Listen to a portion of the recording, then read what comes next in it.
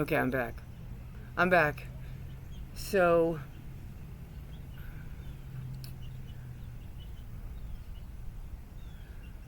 the AI, fake intelligence, what it does is it's this masterful genius data collector on every single person based on the number that's been assigned to you, whether it's your IP or a combination of your photo and your email and your phone number, however you want to look at it. It's genius. It's been around a while. Like Campbell on Autodidactic, a fantastic channel, was just talking about, this is something we know has been around, because I think that probably most of the modern books were AI generated. When I say modern, I'm going to say after 1940. I really think that most of the technology that's going on right now really kicked in, again, with the periodic table of elements, which I believe is a man-made ingredient list for our extinction. And because we have elements that are natural, if you want to use the word elements, or forces, or we can use the word elements, or I don't even like the whole fragmentation idea, because their strategic tactic to everything is fragmentation. And when I say everything, I mean everything. They have us thinking that we're on a spinning ball, spinning around the sun in a solar system that's way too big in numbers to understand or comprehend. I mean, it's hard to comprehend 2,000 miles. And they're telling us that the sun is 93 million miles away, really? And I can feel it on my skin. But if I'm in the kitchen and I turn on my stove and I walk a certain distance, I don't feel the heat of the stove. And I think there's some kind of thermal law about heat. But I can understand that the sun is a different type of heat, but it's pretty powerful, and it is life-giving, because it's what makes trees grow, and it makes my chickies grow, it makes me grow. I grew up outside. I think that getting in the sun is really important every day. Looking at the sun, no matter what, if you can, just look for a second, 2 seconds. I don't get it in every day, but then when I remember and focus and I speak to the weather, just like Yesu, that's Jesus' name in Greek, said when he tamed the storm, "O ye of little faith." All of us that think, oh, well, the weatherman told me this, and I can't do anything, and I can't go outside because of weather, and they say a hurricane's coming or a storm's coming, or really? How about if we all went outside during the storm and we told it to go away? And we don't all have to scream together. You can do it individually, and you can do it in a low voice.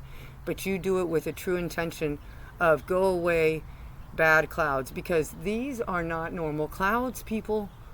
These are not normal clouds. Above these puffy clouds, which are actually, I believe, smokestacks, is another level of clouds, which you can see when you're flying on a plane, and you can see through these if you really start looking at your sky, and you will notice that. And I believe that this is all connected to a faith system, again, the death cult, because the word Baal, again, is Satan, and Baal in the Bible and other quote-unquote biblical texts. And somebody just said yesterday, who was it? Oh, Martin, I think. Martin Lidke. Baal, he didn't say it yesterday, I watched yesterday. Baal is... Bible is by Baal. So, maybe. But I still love my Bibles, because I learned so much from them. And Baal, in Hebrew literature, was who brought the rain and brought the weather that they needed for their harvest, because they would have so much drought. Well, let's look at it from another point of view. Maybe the drought was created by Baal, and then Baal to make us all worship the sky and worship those clouds that they've AI or made every artist put in all their children's storybooks and in the Simpsons cartoons and in so many movies, these puffy white clouds as if they're normal, when they're not. They make, and then combine that with how the Bible talks about going up into the, or preachers talk about going up in, that heaven is always up, right? And as I started looking at verses where Yesu talks, I encountered a verse where Yesu says, I'll be coming back down, he says from the clouds. And I've been thinking, okay, that means these clouds that I'm noticing that are poison is Yesu tapping on my shoulder going, hey, you get it now? You get that the most important thing you can do is tell the truth and not lie, and start talking about these clouds, because they're killing us with these clouds that I think are created by chemical waste and affecting our land and our children. But the great news is that the rest of us are pro-fertility. All the animals are pro-fertility, naturally. That's why a mama cat protects her baby kittens on her own property.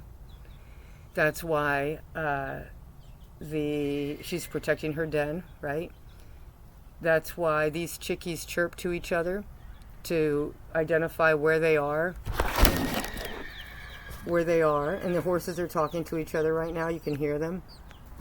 Because these are vibrations that we can hear ourselves and understand that it's a, hey, I'm doing okay. What are you doing over there? How are you? Showing that we care, want to be noticed, want to be in a I don't like the word safe, but in a community of other fertile and healthy animals. So it's very important that, getting back to the main point, that children are not on screens, because the screen is taking all of their information and you, and it is incredibly, brilliantly creating different leading trailers or memes or invitations to watch things, so that your mind goes to a certain place and you don't face the truth that you maybe were researching or getting to, because they keep us in this rat race of an emotional roller coaster. And what I've been doing recently, look at this, you just gotta see these chickens. They're so cute. I don't know if you can see them. Look at how cute they are, how they eat together. And that emotional roller coaster. Okay, we're leaving in 5 minutes. Okay, I gotta go. That emotional roller coaster is important to control with the words in the morning, and say something like, I control my vibrations every day and never lie. Thank you for watching.